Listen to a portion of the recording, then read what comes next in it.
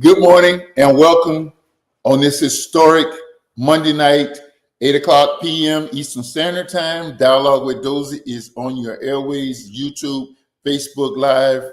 How about you?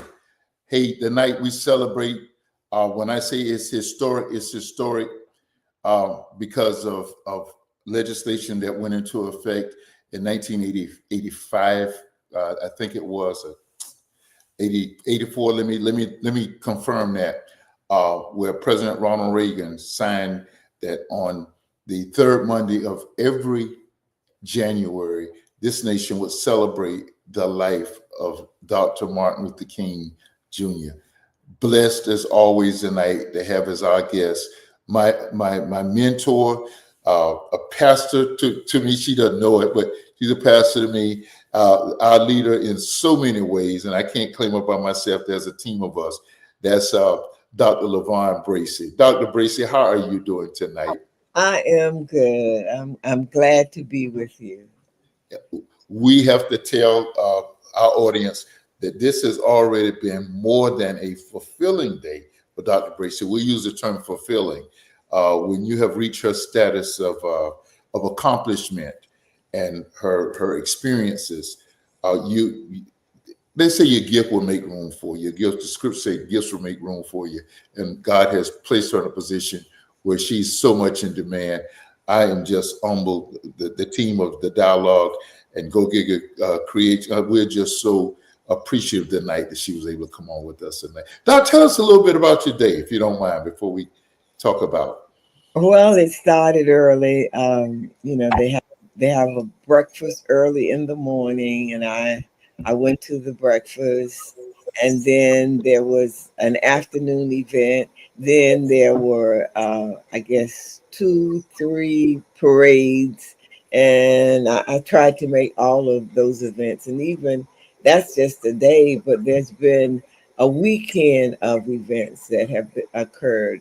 On Friday evening, it was at the at Florida A&M Law School. They had several students, professors, persons who are elected officials to talk about Martin Luther King and talk about what impact he's made and what will happen for our next generation. So I've been participating really starting last Thursday up until this point as we celebrate the legacy of Martin Luther King.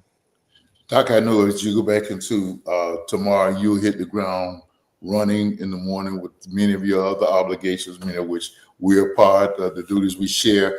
But I am, from my humble seat here on this Martin Luther King night, I'm telling you to take time off tomorrow to just replenish your energies and hit the ground running sometime tomorrow afternoon. I wish I could do that, but I have a train at 8 o'clock in the morning to take me to Miami. So the day will start early in the morning. Oh, wow. Well, get some rest somewhere along the line, the ride somewhere along the line. I can take the bright line. At least I don't have to drive. Yes. Thank you. Well, you see what kind of leader we have, and the energy and the scheduling and all that you see from Dr. Bracy. That is usually a trademark of any good leader, and the leader we're speaking about tonight had the same type of schedule as his obligations were high, and we're talking about the person of Dr. Martin Luther King Jr. Doc, I have looked at today. I looked at the NAN program, National Action Network, Reverend Sharpton. I looked at his message yesterday at the historic Abyssinia Baptist Church there in Harlem, and he gave a lot of reference to how humorously how he met Dr. Adam Clayton Powell Jr. and later became mentored, and found out that Dr. Powell knew him as a boy preacher from hearing him on the radio. Which was big back, particularly in the northern cities, up until really this internet thing kind of kicked off. And he just left us, and my family just greatly inspired by some of the things that we saw. We saw a lot of cancellations today. I kind of browsed the net. I had an activity that I do on Mondays, and I browsed the net to see if many of our events that we had a hand in. I saw a lot of South Florida municipalities and towns shutting down events, and I just wondered, did any of that have to do with the other event in Washington, D.C.? Perhaps it may have uh, reasons why. All of our events that we were going to have in Orange County, we had nothing was canceled in this area. We had some cold weather today, and when I say cold, it was 40 when you woke up. It got warmer as the day was going on, but it did not deter at all the crowds. We had huge crowds at all of the events that happened in Orlando today. Well, Yeah. I saw some of the event with Congressperson Bracy in Orlando, and Yeah. certainly you all gallantly on standby to fight a fight that maybe we'll talk about a little later on. Let's get right into the legacy of Dr. King. Dr. Bracy, I have been fortunate over the last 2.5, 3 years to really learn. And it's so funny. You can know a person, have an affiliation with them, and not really know just what has made the them that they are. And your father was just kind of enlightened. And I know you've spoken on before about him before. Well, just tell our audience a little bit about your dad and his relationship with civil rights and your experience growing up there in St. Augustine. All right. Well, in the 50s and 60s, I lived in St. Augustine. My dad was the president of the NAACP, and he felt that if St. Augustine was going to be the oldest city in the United States, that it really ought to be a model for the nation. So he sought to get some things done so that justice would roll down like a mighty stream in St. Augustine, and the powers of being were not going to have that. Dad would go to school board meetings. He would go to commission meetings. Everything at that time was segregated. I remember the segregated water fountains with the white and colored on it. I remember the bathrooms that were segregated in public places. And I remember, in fact, I do remember the schools being segregated. So I even remember that when we could not even go and in the stores and buy clothing as blacks, and we couldn't actually put them on. And so my dad says something has to be uh, changed in America. So he worked real hard in St. Augustine. And he and Dr. Haling, who was a dentist in St. Augustine, were considered troublemakers. Um, my mother was a school teacher, and she taught reading. And the powers that be continued to tell my dad that if he did not stop doing what he was doing, that my family would see some negative responses from those who were in power. Well, Dad did not do anything to stop what he was doing because he believed that blacks should have the same rights as anybody else living in St. Augustine. So as it continued to happen, my mother was called in by her principal one day and was told that her services were no longer needed because of my father's activities. So she lost her job. Then she went to find another job. Mom found a job in Bunnell, Florida, which is about 50 miles from St. Augustine. So she had to get up very early in the morning to go to Bunnell to teach. And that lasted for maybe a year and a half.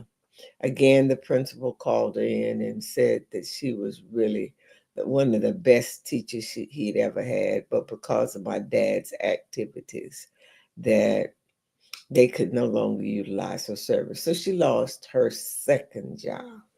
Well, things got really rough for us in St. Augustine. The Ku Klux Klan decided to burn a cross in front of our house. And I can remember that like it happened yesterday. It was one of the most frightening experiences that I had ever witnessed because the way the wood house was made, you literally thought when you saw the cross, you really literally thought that the fire was actually in the house because you saw all the flames.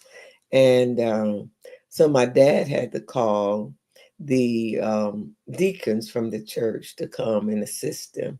And often when I tell this story, persons would ask, well, why they didn't call the police or why they didn't call the fire department to assist. Back in those days, you could be assured that those who were in the fire department and those who were police were probably also members of the Ku Klux Klan. So it was very difficult. So my dad and Dr. Halen decide things are so bad in St. Augustine, and there's no equity anywhere. They refuse to allow. Number one, they refuse to spend any resources in the Black community. And so my dad and Dr. Halen decided to write Martin Luther King a letter and to see if Martin Luther King would actually come to St. Augustine and see if Martin Luther King could do anything to assist so that things would get better in St. Augustine. It took a while for him to accept that invitation to come to St. Augustine, but he really did come to St. Augustine. And when he did come, and he held rallies, and they did marches. Things did not get any better. They really, literally got worse. It got so worse. My mom told my dad we had to get out of St. Augustine. We had to go somewhere else because if not, she just felt that our lives were in danger. So we literally left St. Augustine by night. And as we left St. Augustine, my mother instructed uh, the children to lay down in the car so that if the Ku Klux Klan was following us, they wouldn't see anybody but my dad. So we left St. Augustine and moved to Gainesville. So Dr. Martin Luther King, everyone now knows exactly what Martin Luther King was really trying to do when he was in St. Augustine, but we met with some real resistance of people refusing to change and refusing to accept all persons as American citizens and having the same inalienable rights as anybody else should. You have shared with us about the rallies, and were there any and so forth upon Dr. King's arrival? Was there anything that stuck out about you? And did you get a chance to actually meet him? Was there anything about him that kind of stuck out to you or his visit? Yeah, I met him at the church, but my dad would not allow me to be in the rallies. In fact, not my dad, my mom would say it was just really too dangerous. I tell you, during those eras, though, uh, you saw a sense of community. Everybody felt that, you need to have something you're willing to die for. And it has been too long that we have been treated as second class citizens. So, I mean, I don't care. It was the maid, it was the teacher, it was the plumber. Everybody decided, I'm going to these meetings. I'm not afraid. and I shouldn't be treated the way I am. There was discrimination as it relates to pay. During those times, they had uh, salaries for Black teachers and salaries for white teachers. White teachers made far more money than Black teachers, and that was with all professions, whether it was government. It was a government affiliated or not, you were discriminated in terms of salaries. So the things that occurred in St. Augustine, people had just gotten tired of it.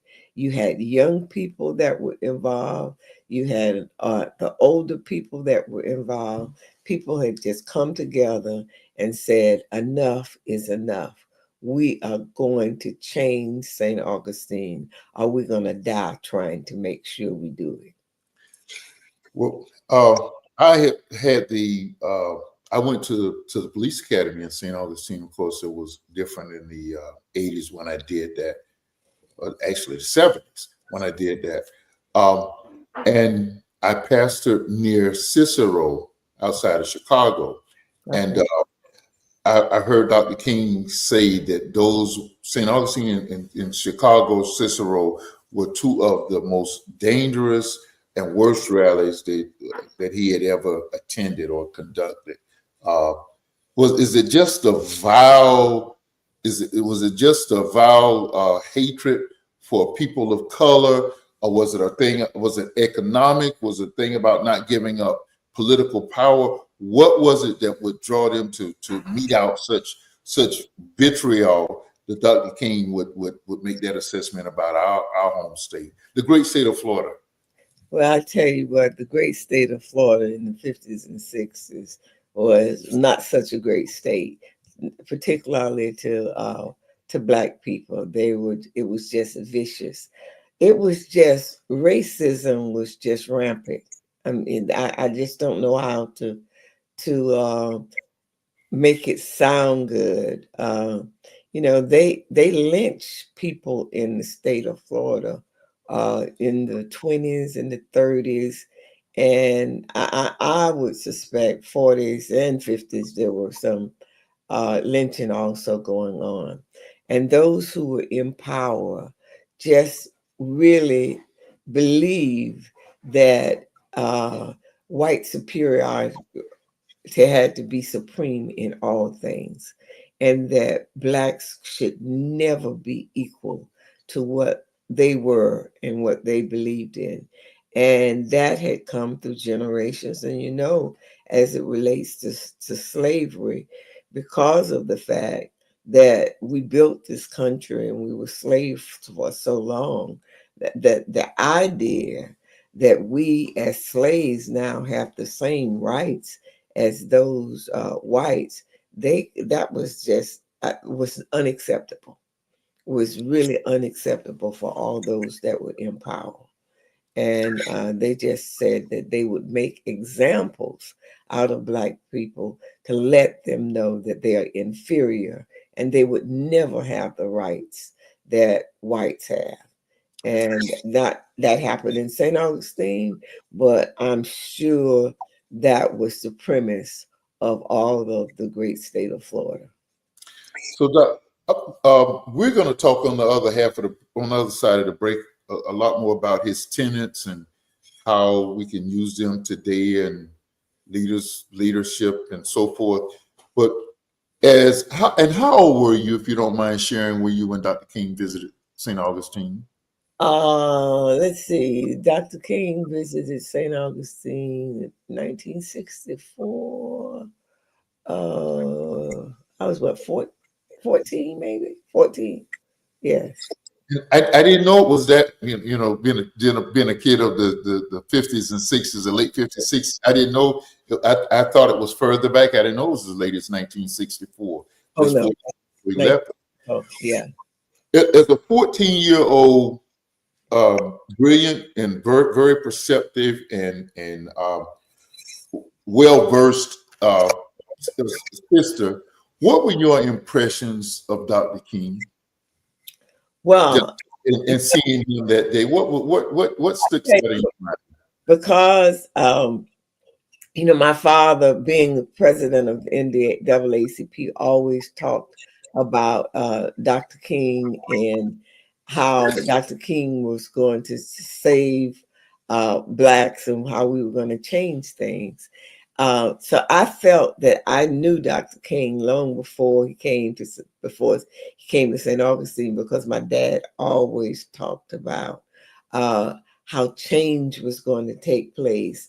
And my dad demonstrated it so much in terms of nonviolence when he too had sit-ins at the lunch counters trying to make sure that Blacks would be served. And of course, they never got served. And they would always call the police, and the police would always threaten to put them in jail if, in fact, they would not leave. So I just felt that the way Dad talked about Dr. King, I just felt that when he came to town, that things were going to get better. But when he came to town, they didn't have any respect for Dr. King as they didn't have for any other Blacks. And I would say that the racist whites came from all over the state of Florida to make sure that they demonstrated they had holes to make sure that they held the crowds back. It was just horrible. And all of the Blacks were concerned about making sure that nothing tragic happened to Dr. King while he was in St. Augustine. You know, that was during the time that you could not go in restaurants, but you also could not go in hotels. So you had to get persons who that had what we considered very nice homes, so that they could house Dr. King, because no hotel would allow him to come there. And if he had, you would be so afraid for his life if, in fact, he was at a hotel. Those were indeed very trying times. So you said it was as though you knew him because you had heard so much and through your father and all. Was there anything that surprised you upon actually seeing him? Was it a feeling of, man, I'm in the, and you really have to take us back to that period, which I remember, but not quite to the level that Yeah. go through what you did. Was there anything about him that was surprising or enhanced that you thought of? Just, you know, I know he was an immaculate dresser. He Yeah, wore all black in preaching yes, engagements. he was an immaculate dresser, and such an extensive vocabulary. I mean, the words, when you would be in the midst of him, you'd have to write down something and then go back to your dictionary to make certain that you understood what he was saying. It was just that you just thought you were in the presence of greatness. I want our audience to really hone in on that. This is a 14-year-old, very perceptive young lady to acknowledge that she was in the presence of greatness even then. I had assignments as a policeman and some, on behalf of our Baptist convention. I volunteered. Well, I did guarded people, and I said, man, this is pretty historical. The 84, 88 Jackson campaigns or 84 campaigns, to be right at the gut level, table level of planning and protection. But you get a sense of greatness, but in that context, was the fear level as was the fear level of him, of somebody losing their life, a big name like him being taken from us? Did you sense that was a strong possibility at that time in that setting on that visit? Well, I mean, remember now, you don't have the police protection. Not during those times. The police were Klansmen. So you had Blacks who were taking it among themselves to make sure that he got the protection that he needed. And my dad would say that, he needed to protect his family. So we were not intimately involved right then because of the fact that they didn't want to lose any children as a result of what was going on. The parents had just said, if we die, it's going to be a worthy cause. So to the intimacy of me actually being there and saying, well, I'm going to march and I'm going to do that. My dad and my mom did not allow us to do all that because of the fact that it was just too dangerous. Well, now you said there was no protection. Well, I think, was it Leroy Kelly or Hayden Burns was governor at that point? I believe it was Hayden Burns. Hayden Burns. Yeah. So the audience, you'll know that your boy really was around during those days. Yeah, I think it was Hayden Burns at that time. Would they not sense, if tragedy or something violence to occur, it can't happen on our grounds? Did Tallahassee not have that feeling? They didn't care. I mean, remember now, they just stopped. They were lynching us 20 years before then. So it didn't matter to them. It really didn't. And I would say those who were in charge, their parents and grandparents probably were slave owners. Wow. Wow. Dr. Bracy, your dad, of course, your family went ahead and relocated over to Gainesville. And at some other time, I know you're exhausted tonight. You have a story, integrating Gainesville High School. How long is that where your dad actually retired from? And Yes. We moved to Gainesville, and my dad pastored there for 44 years. Oh wow! Yes, in Gainesville. Yeah, and he pastored St. Mary's in St. Augustine for 8 years. Wow. Now, if you don't mind me asking, your dad was relatively up in age when he passed. He's 94. Oh, amen, amen. So he lived. God gave him a great. Did he get any respect from either of those two communities, from the white community, upon his passing? Yes. I mean, upon his passing, yes, he did. But it was very difficult for me to even go back to St. Augustine often because it left such bad taste in the mouth. St. Augustine was not a place that I left feeling good about it because I just felt that the worst races in the country lived in St. Augustine because of the experiences that we had there. I just remembered just going into McCrory's, the five and dime store, and I just could see those white signs only for the water and colored signs, and I would always go and drink at the white where the white sign is, and my mom would say, "You really going to get us in trouble."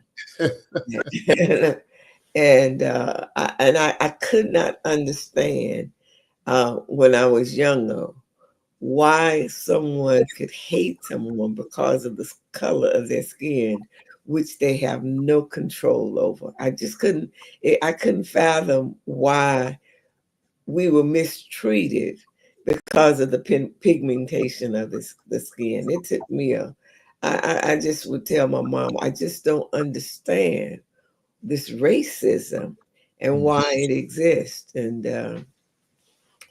then Dr. King believed in nonviolence.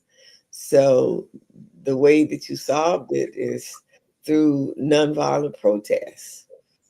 And Well, Dr. Bracy, I want to tell you that your father, Reverend Dr. Wright, never received likely from us the accolades well deserving him, well ahead of his time. being a freedom fighter and opening doors that we are somewhat enjoying today.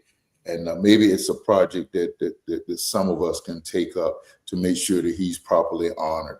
We're going to talk more on the other side of the break. Our guest today is Dr. LaVon Bracy, and we're coming back on the other side of the break, and we're going to talk about some of Dr. King's tenets and where we are and where they are today. Thank you for joining the dialogue tonight.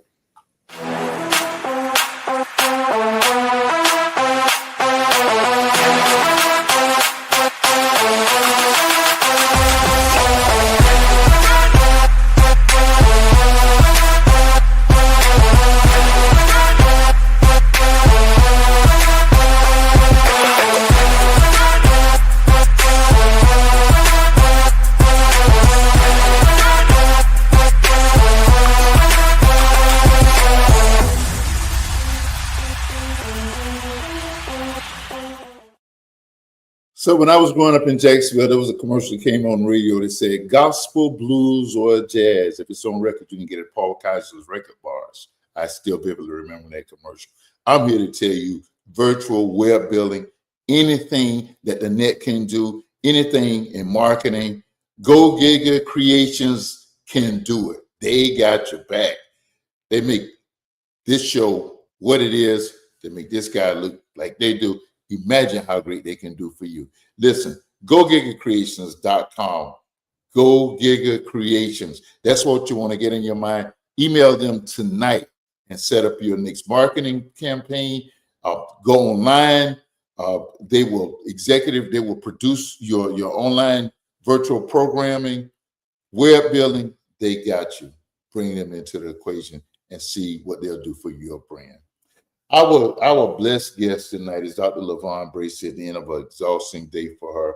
And I'm one of those just blessed fellows that my brother and I, that she will be on our show tonight. I want to ask, Dr. Bracy, I kind of want to bring you in kind of up to date. I think when Obama got in office, the Obamas kind of helped to somewhat change the trend of, okay, it's a holiday, we're out of school, there's no work. Federal holiday, we'll have a parade if we feel like going. If so, we'll do this. It's just a day off. I think they kind of introduced the concept of working, and we started treating this holiday as a day of service and doing other things. What are some of the things that you like seeing done out of this holiday, and what are some things that you would want to see more of? Well, number one, we know that Martin Luther King believed in making the world better. He believed in giving service to others. And he believed in supporting the marginalized, those who are without. And I think that a day like today, those are the kinds of things that we need to do. We need to make sure that in all of these major cities, that someone is paying attention for those who are homeless, and someone who is paying attention for those who are in need of food and clothing, and those who are in need of medical care. Those are the kinds of things that Martin Luther King will do. And I think that we should continue to have a day of service so that we can do for others on this day, and not just say, I have a day off and I don't have to do anything, but make sure that you have taken the time to do something for somebody to make their life a better day. Thankfully, my work with our organization, Faith in Florida, has really put me in connection with the unhoused population, and what a blessed affiliation that has been. I've had an opportunity to meet some of the people who are doing gut level, ground level work, and of course now there's an attack on them through some of the legislative, some of the bills that have been passed, and cities and communities have been put. They have a axe over their heads. Really, they can't be serving them more compassionately than as they might want because of what's over their head. But we know that politically, we gotta register to vote.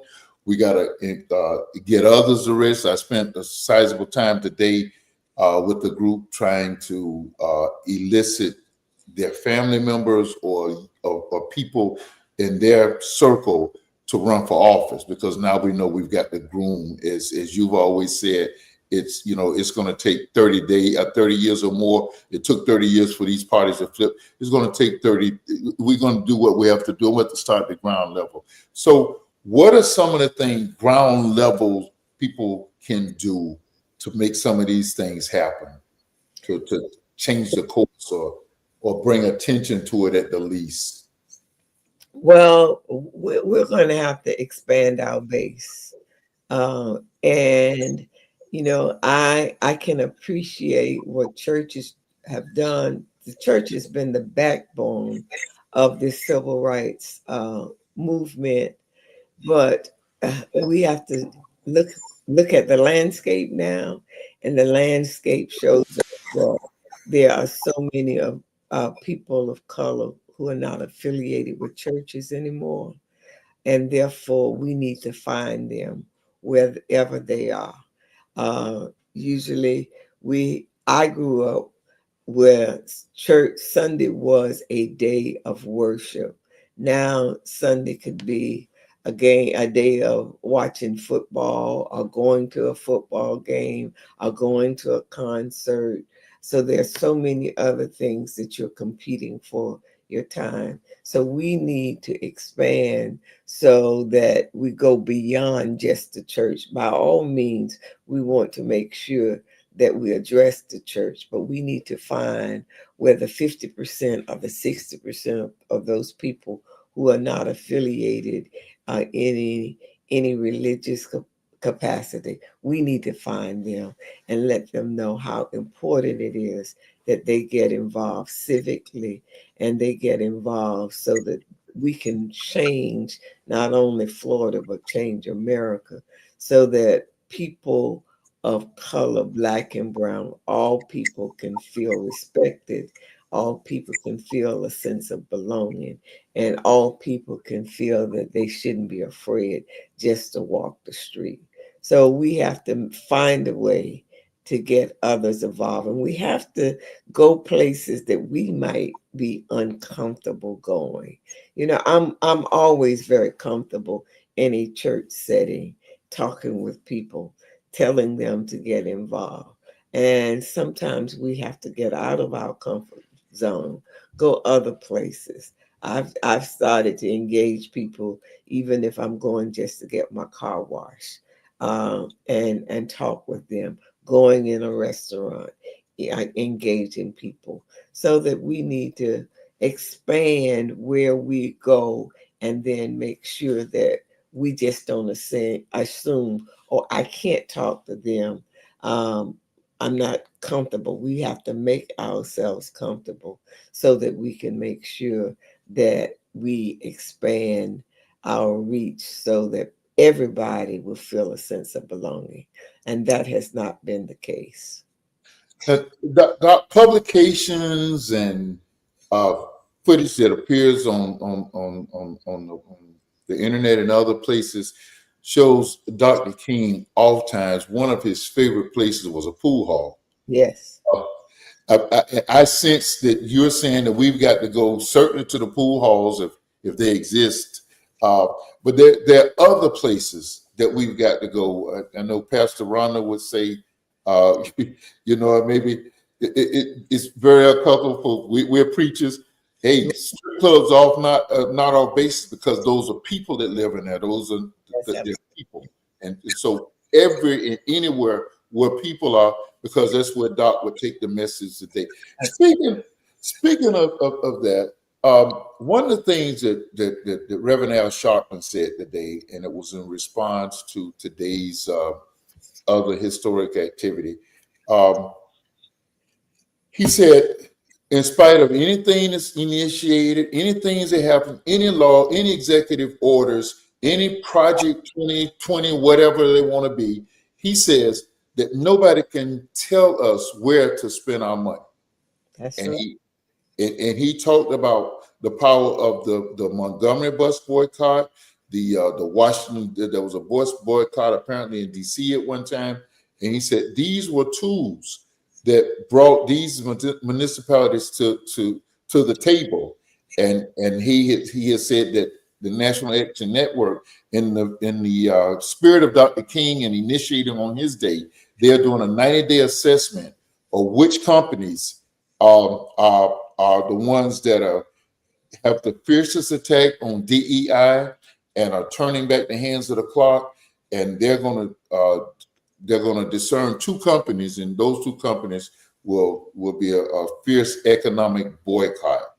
Are we together enough to effectuate such a boycott today? And if not, how can we? Wow. It's going to take a lot for us to do it.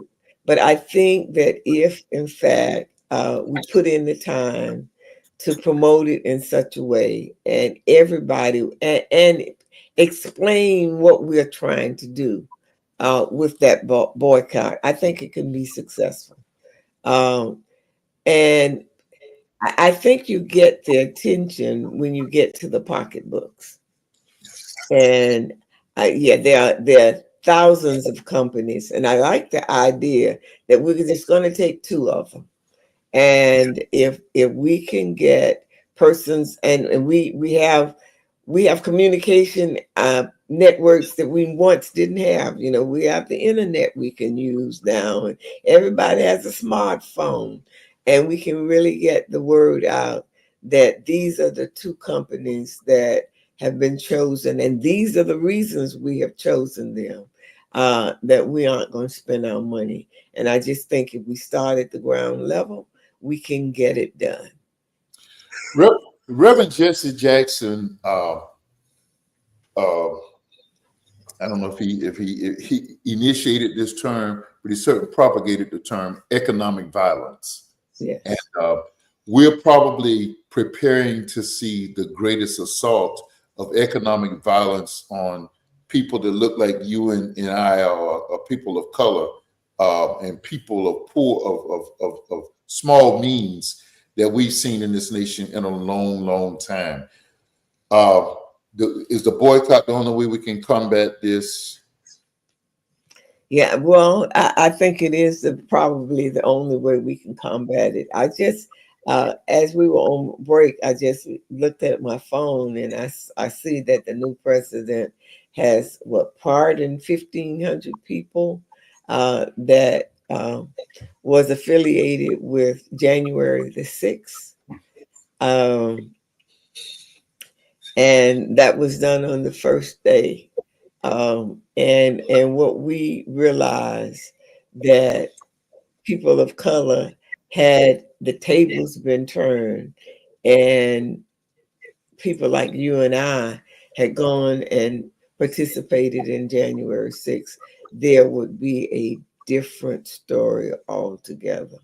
So we understand what discrimination looks like. We understand how America actually operates. So, and they have operated, in terms of the criminal justice system, the economic justice system. Those are systems that have affected us greatly. And so, since we know that, we need to decide that we're going to do something about it. First thing is, we're talking about economic justice, meaning that we don't have to spend all of our money. We don't have to spend and buy the latest of vehicles, and we don't have to spend all of our money on clothes and on beauty products. We can really save some of our money, and we can boycott some of those people that we are making filthy rich, and there is no return on our investments to them at all. In fact, some of them are just abusive toward us. So it's time for us to wake up. It's time for us to decide that we're not going to take it like we've been taking it, and we're going to make some serious decisions to combat what's happening in America. In Dr. King's sermon, A Knock at Midnight, he talked about there being midnight in the moral order, midnight in the economic order, midnight in the social order, and I guess you could really go on. Which one of those midnights are we facing that's the most impactful on us today, Doc? Well, I think the midnight in the social order um, is really happening at this particular point in time.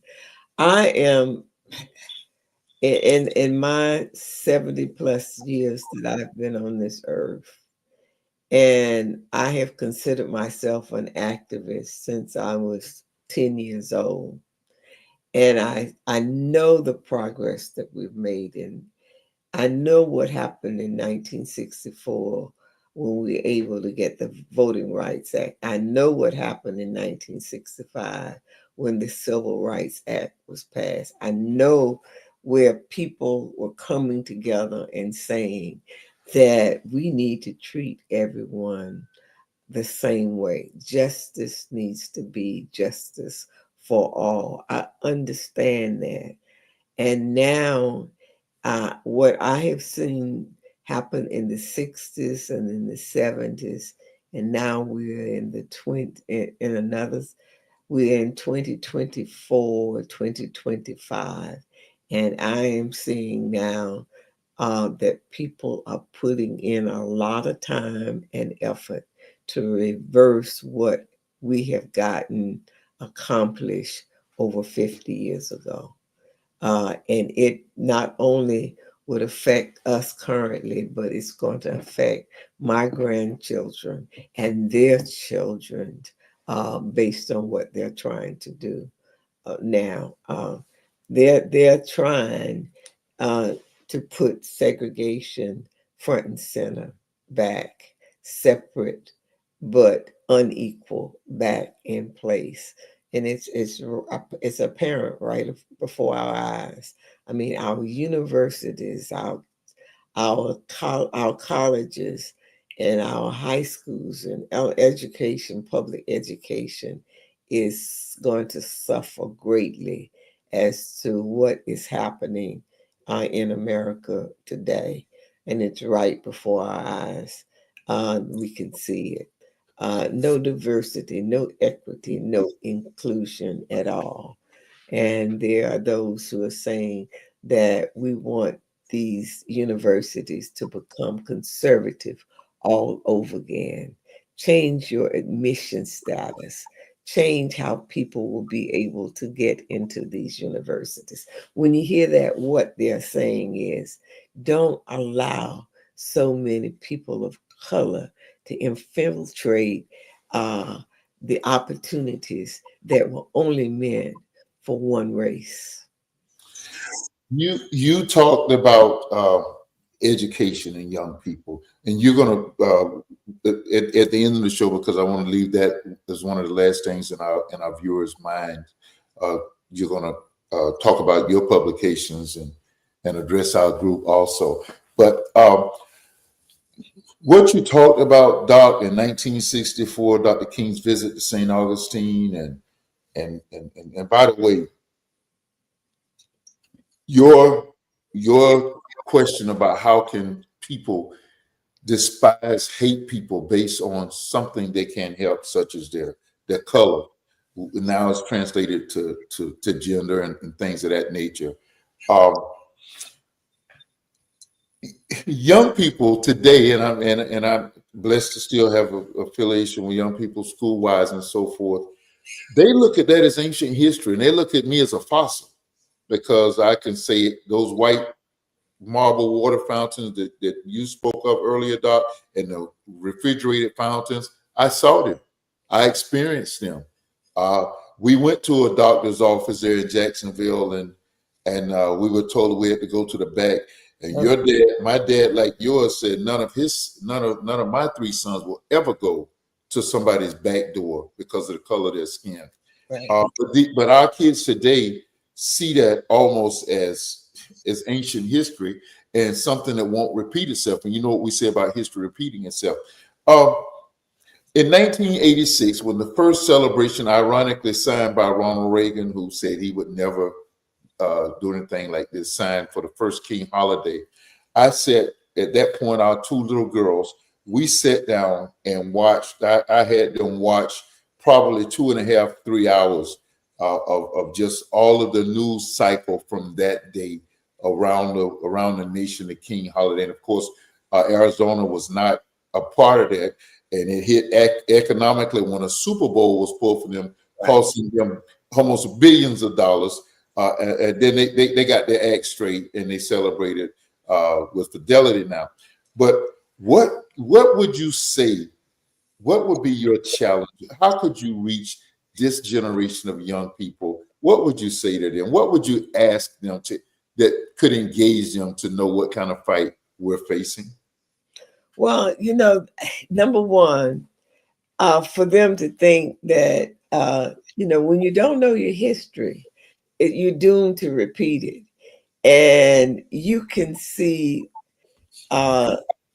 people trying to repeat our history right before our eyes. So I'd say to those young folk, know your history and know that your history is important, and know that there have been those who have actually died in order for you to have the rights that you have today. And what you can say, the history is ancient, but you need to know that there are people who are now alive and well who don't want to see you progress. And you need to know and understand that. You need to know what happened in 1964 when the Civil Rights Act when voting rights was passed, and in 1965. And you need to know how difficult it was to get that done. You really need to know it took 20 years to get Martin Luther King Day to become a national holiday. It didn't just happen. It took persons really working to get one holiday that will give a contribution to someone of color, because every time it was brought up, they did not have enough people to vote it in.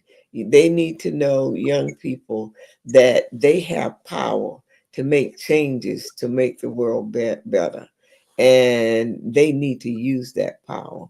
And I continue to say how powerful the vote is, because it determines who will be in charge of this great nation, what laws will be affected because of who's in charge. So we need to say, we need the young people to become active. We need them to know that we need them to be foot soldiers. We need them to get engaged. We need them to know that the world is not the place it can be, and it can be so much better if they would become involved. They will become, so that they know that what I am doing will make the world better for my children and future generations. We need to find out what makes them tick and let them know we need your help, because my generation is going off the scene. We need to be able to take that baton and put it in someone's hand that we know is well able to carry it and make a difference.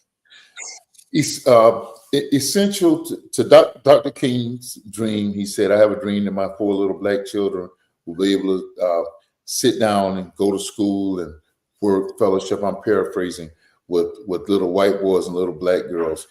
We legally have that right. Some have contended that having that right has caused us to forsake our businesses, forsake our quote unquote hoods outside of town, and we've run over to across the bridge and on the other side of the river and forsaken. Where do we draw that balance, Doc? We got about 2 minutes. That's a conversation that I'm often defending. I'm not supposed to live. I have to live at a certain place according to some in our community, I don't have the right to live where I want to live or where my money will take me. I have to live. What would Dr. King say about that today, you think? Well, I think Dr. King would say, Dr. King wants us to be able to prosper. If he was here, he would say, I want everybody to prosper. But in your prosperity, don't forget those who are left behind. Don't forget those who need to be brought up. Don't forget those who are not where you are. And don't be so prosperous that you have forgotten that I can help somebody so that they can live a better life. And so some of us that become prosperous believe that we've done it all for ourselves and we don't have any obligation to help others. I think I applaud those who have beautiful houses and have done themselves well and are very, very successful. But if you don't think that you to have any responsibility in helping somebody else, that's where the problem lies. We need to, if our race is going to get better, we need to make sure that everyone is obligated to help somebody to become the best that they can be. Now, before I'm going to ask one favor before you tell us about your book and Madam Producer is going to make sure that everybody sees how to get your book, because we want all of these gems that you are putting down to be available and for people they're accessible. We want them to grab them. Now, what I wanted to there's a group, there's a fraternity of us. I think the names are John, Rico, Betty, and I know I'm gonna get in trouble for this. I'm gonna get in trouble, Frank. I'm gonna get myself in serious trouble. I'm forgetting my sister. Gosh, help me out, Doc. My sister. Sims. Sister Karen. Sister Karen. Doc, what message do you have for us tonight? What gem do you have for us tonight? Oh, I say to all of us that we know the work that has to be done. And as I just had said, it took 20 years for them to have a holiday for Martin Luther King. We may not feel satisfied about what has all transpired today. I mean, there were those of us who celebrated Martin Luther King Day. There are those who celebrated a new president coming into office. We know what work we need to do. We have work to do because we know that there are those who are working hard to turn back the clock, and we cannot afford to allow them to turn back the clock.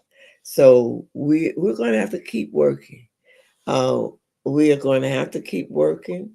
We have elections coming up in 2026 in the state of Florida. We have to believe that we can make Florida better. We can make America better for all people, Black, brown, all of our immigrant friends. This is a melting pot of people that want to live in America.